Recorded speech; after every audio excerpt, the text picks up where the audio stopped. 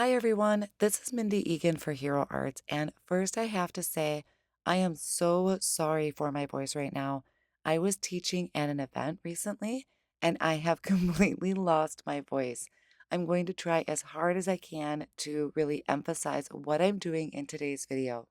So thankfully, I do have this recorded so you can watch along, and there's also going to be a coordinating blog post as well. So today's project, we are going to be watercoloring a background using the new neon liquid watercolors. This is going to create a nice, bright, bold background. So first, let's take a look at the new neon liquid watercolors. There are 8 colors available in these dropper bottles. We have pink, orange, red, yellow, sunshine, purple, green, and chartreuse. On the side of the bottle, it does tell you some instructions on how to use it, and it does say to shake well. So I'm going to make sure before I use any of these, I shake these really well. A great thing about these liquid watercolors is they have this eyedropper top. So you just squeeze the top and it's going to pick up that ink that is in the jar.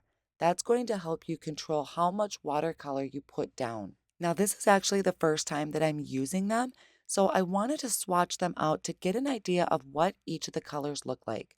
So I'm going to be using the Hero Arts Luxe White Watercolor Paper. If you have never tried this before, it is absolutely fabulous for doing watercoloring. All I'm doing is taking this little tray and I'm adding a couple drops into each of those wells. Now, with any liquid watercolor, you are going to get the most vibrant color by using what you have in the little tray. The more water you add to your brush or your project, the more diluted that color is going to be.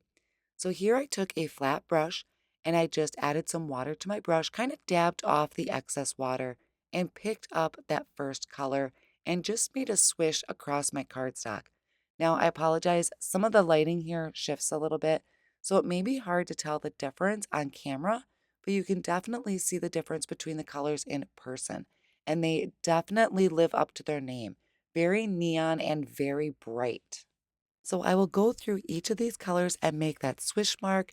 And I'm going to keep this with me all the time in my watercolors. So that way I always know what they look like right on the cardstock. So once I have these all swatched out, I can kind of get an idea what colors I want to use for my background. Now to do my background, I'm going to use a full sheet of that Luxe watercolor paper and I'm going to adhere it down to a hard work surface with some masking tape. Now this work surface I'm actually using is a plate from my Spellbinders system.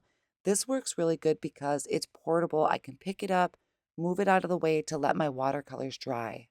You really want to tape your paper down to a hard work surface so that way when you're adding water, your paper is not buckling or warping and folding up on you. So after I have all the edges adhered down, I wet my paintbrush and I also wet my cardstock with a lot of water.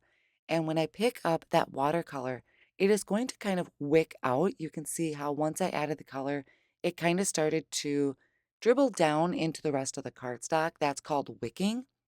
And as I went down the cardstock and smoothed that out, you could see how it started to fade off a little bit. I cleaned my paintbrush with some clean water and I picked up some of the bright pink. Now, with that, I started a little bit below my purple and worked up into the purple to kind of help smooth out the transition. And I'm going to do the same thing using the Sunshine watercolor. Now, what's really great is when you work the sunshine into the pink, it's going to create kind of this orange. I wasn't getting as good of a transition as I wanted, so I went back in and picked up some more of that pink. Now, after I have this layer done, I'm going to set this off on the side to dry for a little while. After I come back to it, I can kind of feel it. If it still feels a little cool to the touch, that means it's not dry yet. And I'm going to come in with a Ranger heat tool and just go over that to help speed up that drying process. Now that that's dry, I'm going to come back in and I'm going to repeat those steps, except this time I am not wetting the watercolor paper first. I'm just going to wet my paintbrush and pick up those same colors and work my way down that front of the cardstock. The reason I'm doing this is because as that watercolor had dried, it does tend to fade back, and I really want this to be a nice bright neon background. So again, I worked my way down the front of the cardstock, trying to blend that together. And then I'm also going to bring in some white iridescent shimmer spray, spray that over the top, and I also sprayed it with some clean water in a spray bottle. And all I'm doing here is I'm picking up my plate and moving it around and letting those watercolors kind of move into each other organically.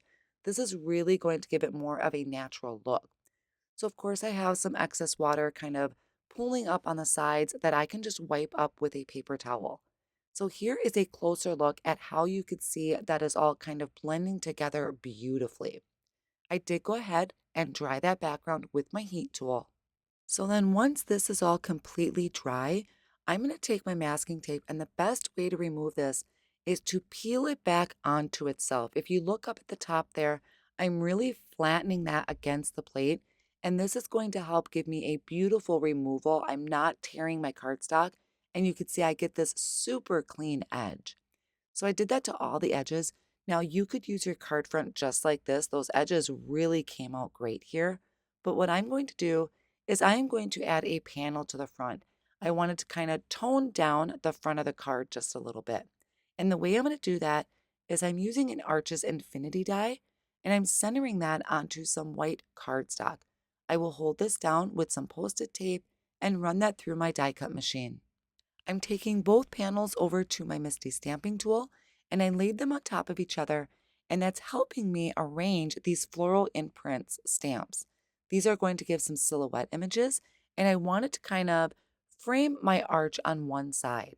So once I had lined up the stamp, I removed that frame, the top piece, and I'm stamping this down.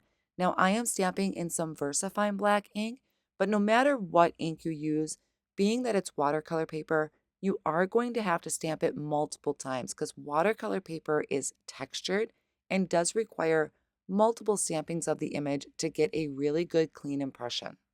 So I have that first image stamped down. I cleaned it, brought in another image and stamped that down in the corner. Again, stamping it multiple times to get that really nice black impression. And then I have my third one here that's going to be peeking up from the bottom. I'm always coming in and using that top layer as a guide, but you want to make sure you remove it so you don't get any ink on it.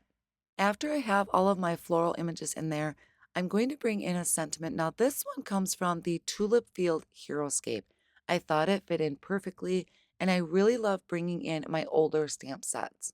So I inked that up with that black ink as well, stamped that down multiple times to be able to get that really good clean impression. Now I'm going to take that front panel with the arch cut out of it, and I'm going to line the back of it with some foam tape. I just wanted to add a little bit of dimension and pop up that window, but you could also make this a shaker card. So after I remove the backing, I'm going to line that up in the bottom corner and just gently let this fall down over my background. I'll gently push that down to secure that in place, and then I'm going to attach this to a side folding card base. So this card size is 4¼ by 5½. Now I could definitely have embellished this with some beautiful sequins, but I decided to leave it as is and really let those silhouette images and that background be my focal point. And that's going to finish up my card project for today. If you haven't tried the neon liquid watercolors, I do highly recommend them. They are beautiful for backgrounds like this and also for watercoloring your images. And again, I sincerely apologize for my voice today. Hopefully, I recover very soon. I want to thank you so much for sticking with me today during this, and I really hope you enjoyed today's video. Thank you so much, and I'll see you again real soon.